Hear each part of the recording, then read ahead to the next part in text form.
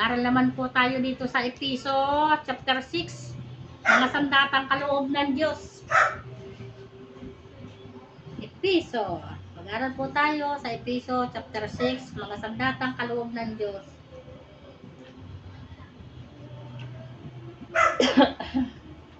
Ayan po. Ayan.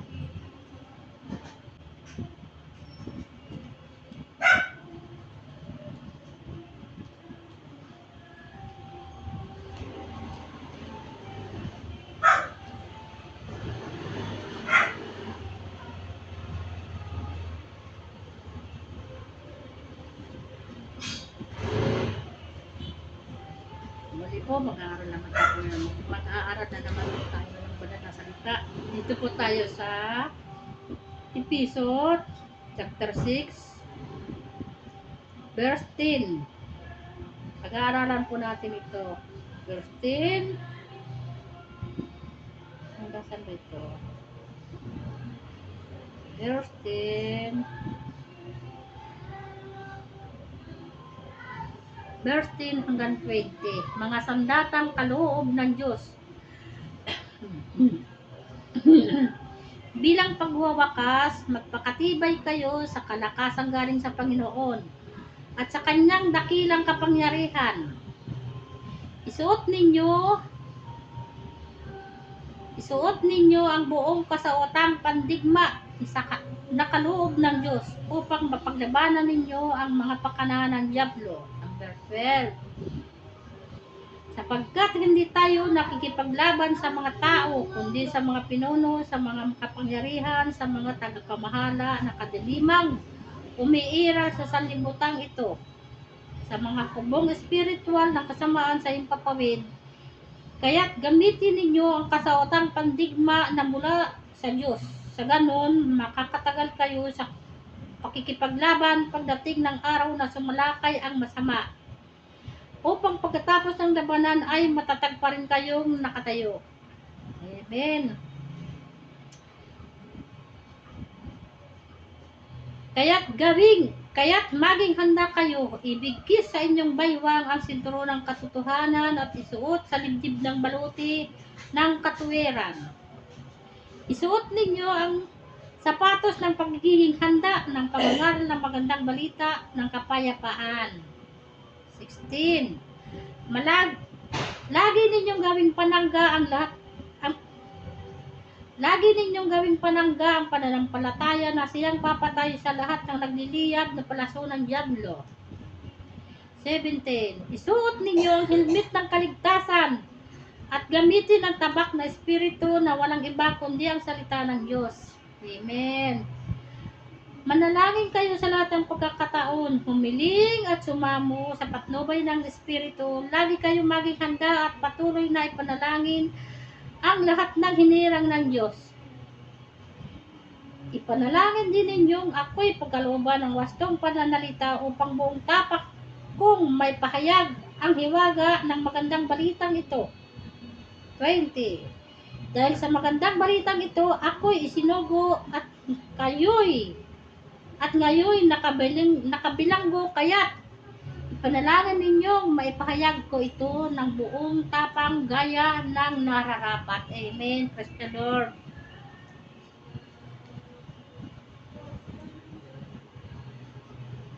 Dito tayo, pag-aralan po natin ito sa 11 po tayo mula sa chapter, sa verse 11.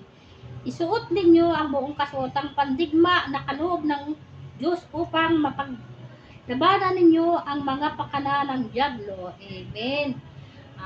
Ibig sabihin po nito, ang mga salita ng Diyos na ating napapakinggan at napapag-aralan ay lagi po natin isa-isip, isa-puso at ipamuhay po natin. Ipamuhay po natin.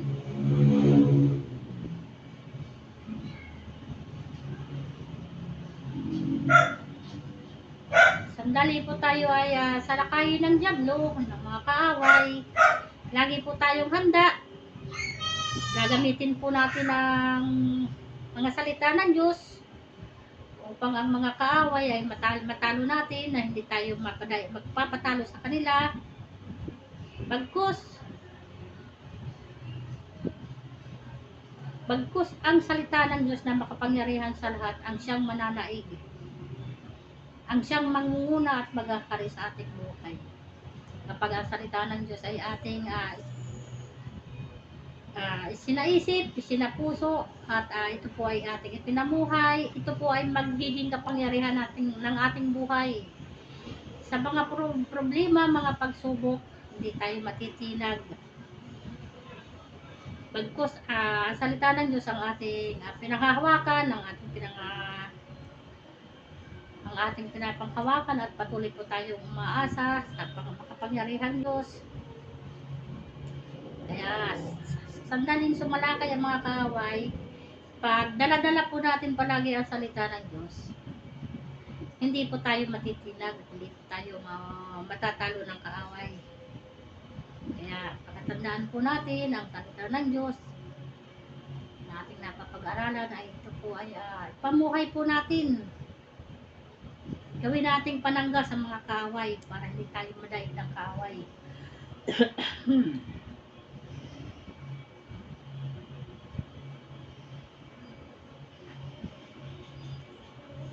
Ang sinasabi, kasuotang pandigma, salita ng Diyos yun. Isuot ninyo ang buong kasuotan ng pandigma na kaloob ng Diyos upang mapaglabanan ninyo ang mga pakala ng diablo. Susunod po talaga natin yung salita ng Diyos. Lagi po natin, ang salita ng Diyos ay ibalot po natin sa ating katawan. Panatilihin po natin dito sa ating puso at sa ating isipan ang mga salita ng Diyos upang sakaling dumating ang mga pakana ng diablo, hindi tayo matitinag o hindi tayo matatalo, dahil ang ating suot-suot ay ang mga salita ng Diyos na makapangyarihan sa lahat. Mabisa ang salita ng Diyos. Tunay nga pong napakabisa. Dito naman po tayo sa 12. Sapagkat hindi tayo nakikipaglaban sa mga tao, kundi sa mga pinuno, sa mga makapangyarihan, sa mga tagapamahala na kadilimang umiiral sa sanlibutan ito, sa mga hakbong espiritual ng kasamaan sa himpapawid. Ayun nga po. Ang kadalasan po, hindi naman yung mga personal na tao ang ating mga kaaway, kundi po yung mga kasasamang espiritu na palaging umaaligid sa atin, yung mga masasamang espiritu, yung kaaway natin. Kaya dapat po tayo, yung mga salita ng Diyos, dala-dala po natin lagi. Isuot po natin sa buong katawan natin, at laging manahan sa ating puso at isipan ang mga salita ng Diyos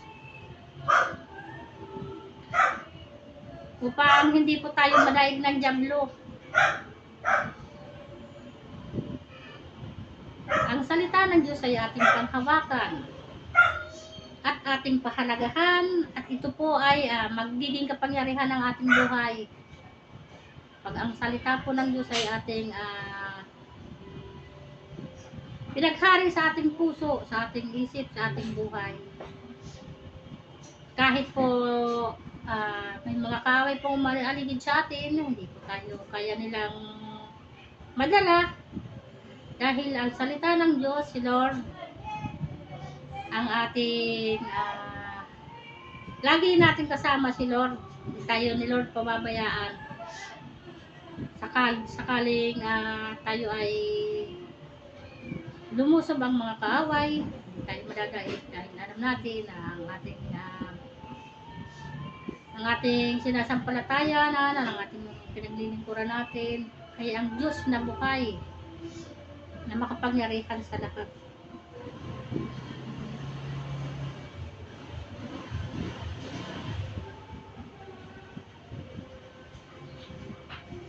Kaya po tayo, magpakatibay tayo. Pakatibay. Napanghawakan natin ang salita ng Diyos. Maging matatag po tayo. Sakaling sumalakay ang kaaway o ang diablo, matatag pa rin po tayong nakatayo.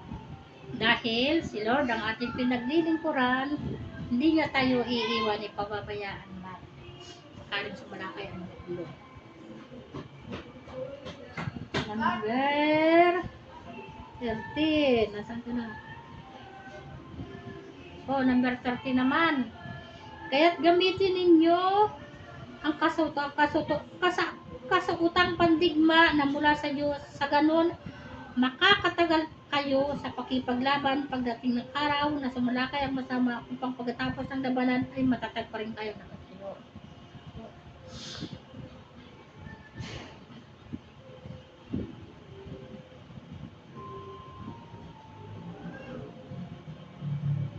Maging matatag po tayo, maging matatag sa mga problema, mga pagsubok. Dahil ang kaaway po, lagi tayong binibigyan ng problema, ng mga pagsubok ng mga kaaway upang tayo ay manlamig sa pananampalataya sa Diyos. Kaya kailangan po natin gawin, lagi tayong magdasal, mag-pray, hingin natin ang presensya ni Lord, na patuloy tayong bigyan niya ng kalakasan at katatagan sa ating pananampalataya sa mga problema at pagsubok. Patuloy po natin itong paglabanan at hindi tayo matitinag, hindi tayo bibitaw kay Lord, dahil si Lord na ating sinasandalan ay isang Diyos na buhay na makapangyarihan sa lahat. Number, dito po tayo sa 14. Kaya't maging handa kayo, ibigay sa inyong baywang ang sinturo ng katotohanan at isuot sa dibdib ang baluti ng katuwiran. Napakaganda po talaga ng salita ng Lord. Napakasarap pag-aral ng salita ng Diyos. Lagi po tayong maging handa. Yung mga lingkod ng Diyos, dapat kailangan laging handa. Ibigay sa inyong baywang ang sinturo ng katotohanan at isuot sa dibdib ang baluti ng katuwiran. Ang sinturo ng katotohanan, yung salita ng Diyos. Kailangan pong mahigpit talaga ang kapit natin sa salita ng Diyos. Mahigpit ang kapit natin kay Lord. Ibigkis po natin ang mahigpit ang salita ng Diyos sa ating katawan, sa buong pagkatao natin. At balutin tayo, isuot sa dibdib ang baluti ng katuwiran. Ang baluti po ng katuwiran, ang baluti ng katuwiran ay katotohanan po yun. Yung katotohanan talaga. Si Lord ang katotohanan, si Lord. Ibig sabihin po, baluti ng katuwiran. Si Lord ang ating katuwiran, si Lord. Kinakatuwiran po natin sa mga sanlibutan na kailangan po tayo ay makakilala kay Lord. Lahat tayo ay makakilala sa Diyos upang malaman po natin ang katotohanan, ang kanyang mga salita ayon dito sa banal na kasulatan. Kailangan po natin ay magsaliksik ng banal na salita dito sa banal na kasulatan. Saliksikin po natin at alamin ang buong katotohanan.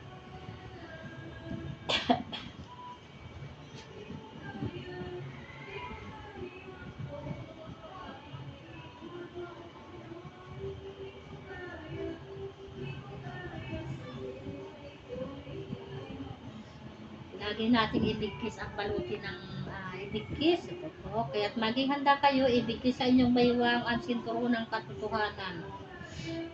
Ang salita ng Diyos, ito po si Jesus Christ. Mahigpit po nating ibigkis sa ating baywang ang sinturon, ang salita ng Diyos ni Jesus Christ. Upang tayo po ay maging matatag at matibay sa ating pananampalataya. Hindi tayo matitinag kahit anong mangyari sa ating buhay. Kung ano pong mangyari ay patuloy po tayong maglilingkod kay Lord. Ibigkis po natin ang salita ni Lord sa ating buong katawan, ang sinturon ng katotohanan.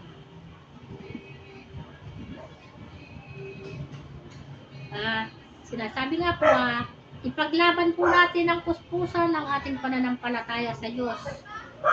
Sa mga problema at pagsubok, hindi tayo bibitaw. Maging matibay tayo, maging matatag dahil alam po natin na si Lord ang ating pinapaglingkuran. Ang Diyos na kataas-taasan na makapangyarihan sa lahat.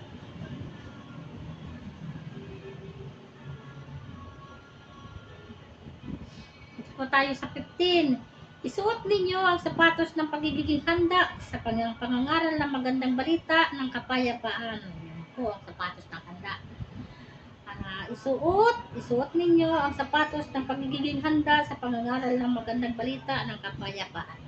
Yan nga po. Ibig sabihin po dito, isuot ninyo ang sapatos ng pagiging handa sa pangangaral ng magandang balita ng kapayapaan.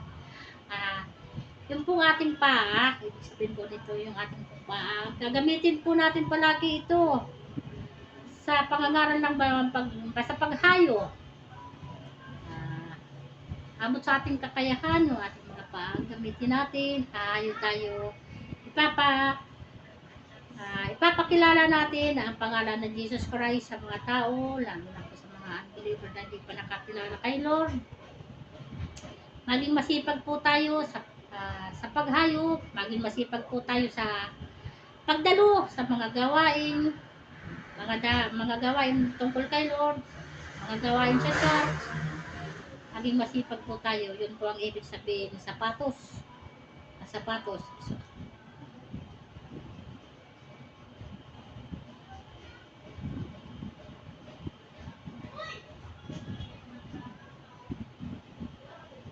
Nga po.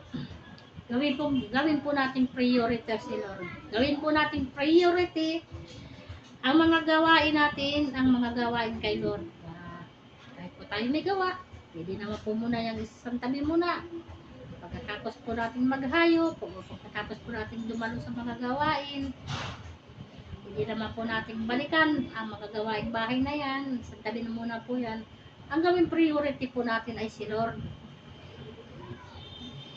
Maging masipag po tayo yung ating mga paa. Gagamitin po natin pag-ayo.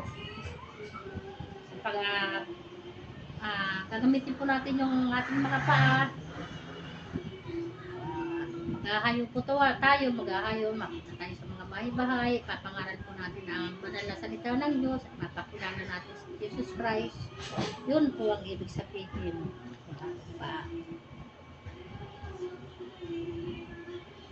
Dito po tayo sa 17. Ito po. Dito po tayo sa 16. Lagi ninyong gawing panangga ang pananampalataya na siyang papatay sa lahat ng nagliliyab ng palaso ng diablo. Gagawin po natin laging panangga talaga yung salita ng Diyos. Dapat po ang salita ng Diyos lagi nating daladala. Tayo pong mga anak ng Diyos, kahit saan tayo pumunta, ang mga salita ng Diyos, dala-dala po natin dito sa ating puso, sa ating isip. At sakaling bigla po sumalakay ang diablo, hindi po tayo matikinig. Gagawin po natin panangga ang salita ng Diyos. Gagamitin natin dahil ang salita ng Diyos ay mga pangyarihan. Ito ang gagawin natin panangga sa mga kaaway. Nag-ano ko. Nandito ako.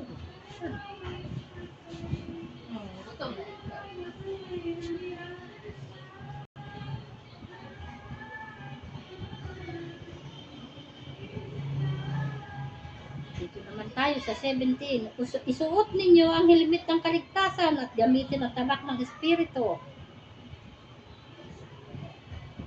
Na walang iba kundi ang salita ng Diyos.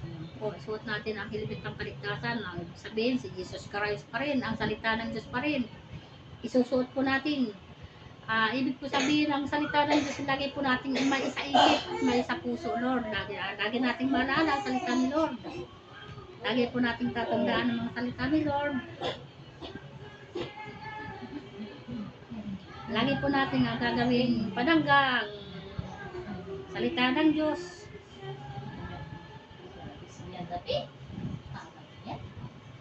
Yun nga po, salita ng Diyos talaga ay mabisa po talaga. Ito po ay parang tabak. Sa magkano may talim. Napakabisa po talaga ng salita ng Diyos. Napakabisa.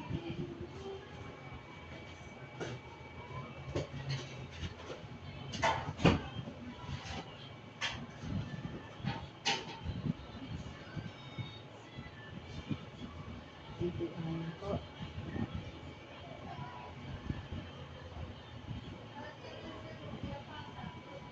Manalangin kayo sa lahat ng pagkakataon, humiling at sumamo sa patnubay ng Espiritu.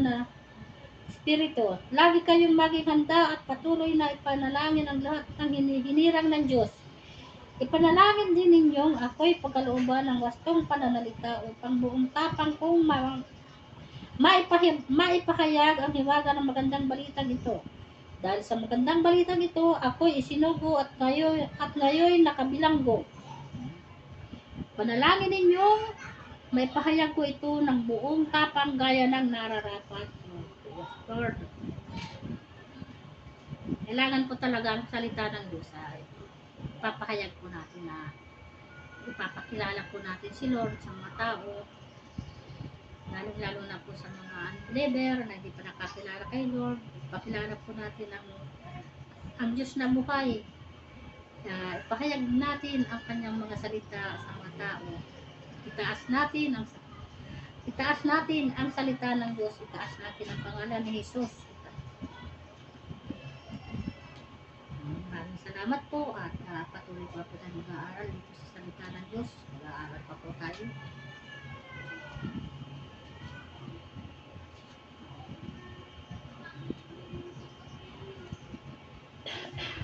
Dito naman po tayo sa Roma.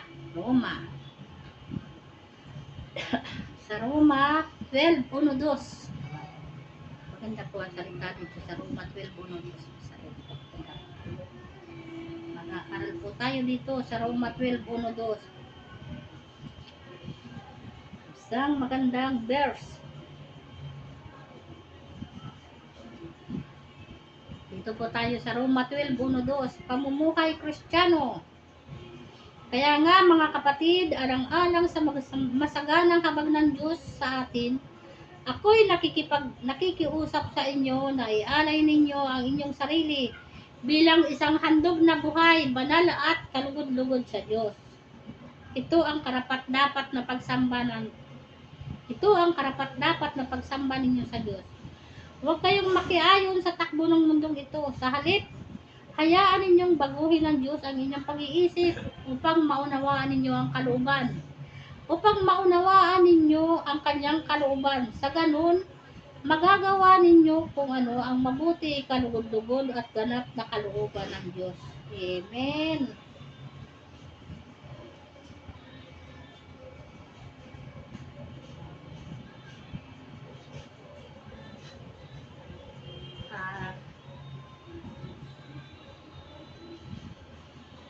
Tayo pong mga Kristiyano, tayo po talaga.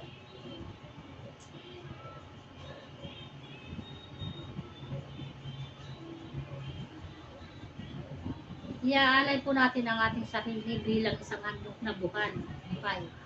Ibig sabihin po, tayo magsisimba, kailangan po yung malinis yung ating puso, malinis ang ating isip, ang ating layunin sa pakikinig ng kanyang banal na salita.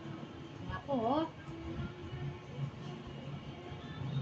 nakikiusap ako sa inyo na ialay ninyo ang inyong sarili bilang isang handog na buhay, banal at kalugod-lugod sa Diyos.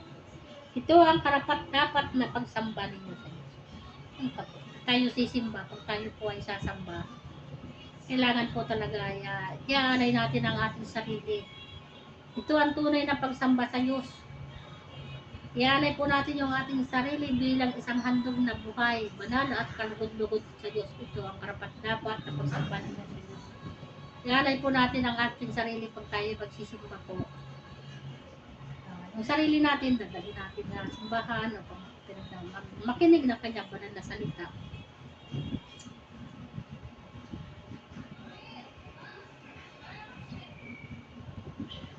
Tayo po ay magsasakripisyo, tayo mga lingkod ng Diyos. Magsasakripisyo po tayo, pumunta tayo ng church.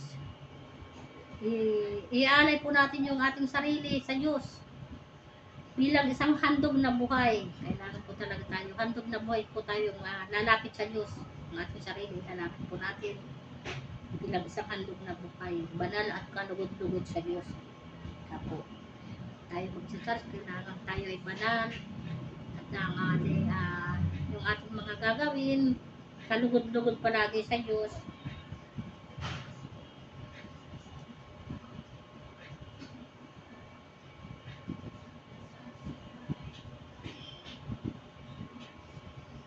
Dahil po, ang gusto ng Diyos ay pinagkakaabalahan. Ang gusto ng Diyos ay priority sa ating buhay.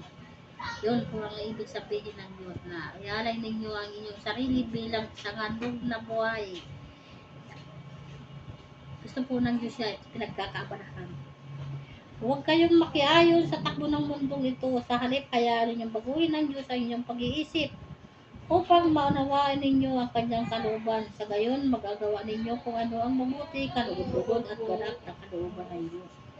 So, ibig sabihin dito, yung mga taong mananampalataya, nakakilala na sa Diyos, nakakilala na kay Lord, magbagong buhay na po tayo, magbagong buhay.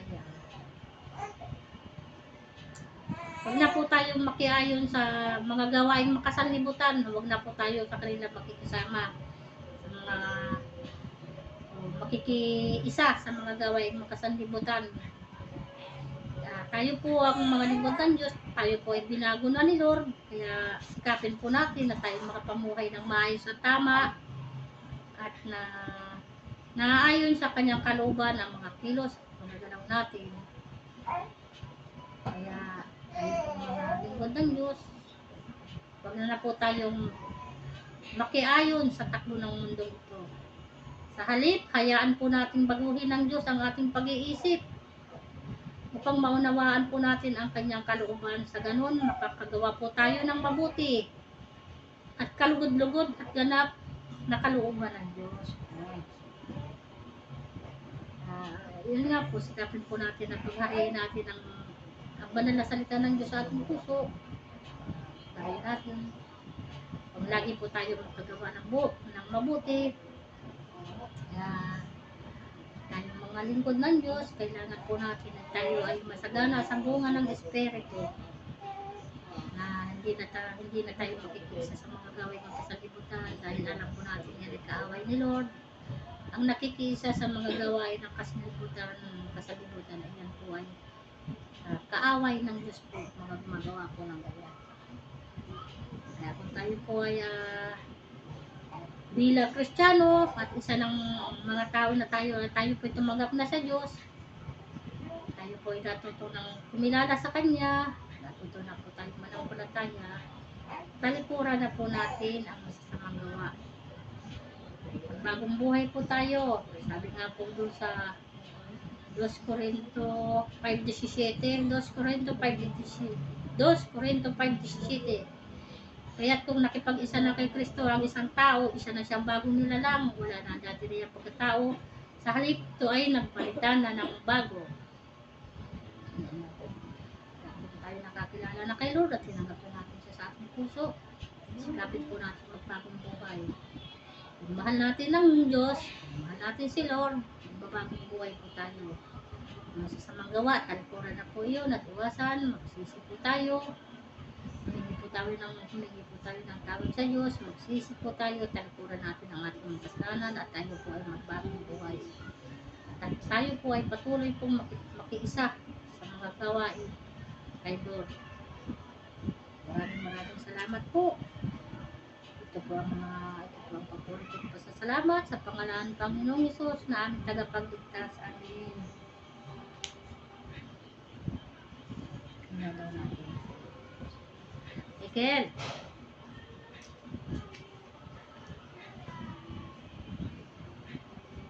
Mga Bible ko po. Mga Bible ko. Mga Bible ko. Masarap po mag-aral ng salita ng Diyos. Masarap. Masaya. Masaya po talaga mag-aral ng salita ng Diyos dahil na kay Lord po ang aking kaligayahan. Na kay Lord ang aking kasiyahan sa puso. Lord, ang priority sa buhay ko. Wala po akong magagawa sa sarili ko kung wala si Lord. Kay Lord po ako kumukuha ng lakas, malakasan at katatagumpayan, pag-asa kay Lord.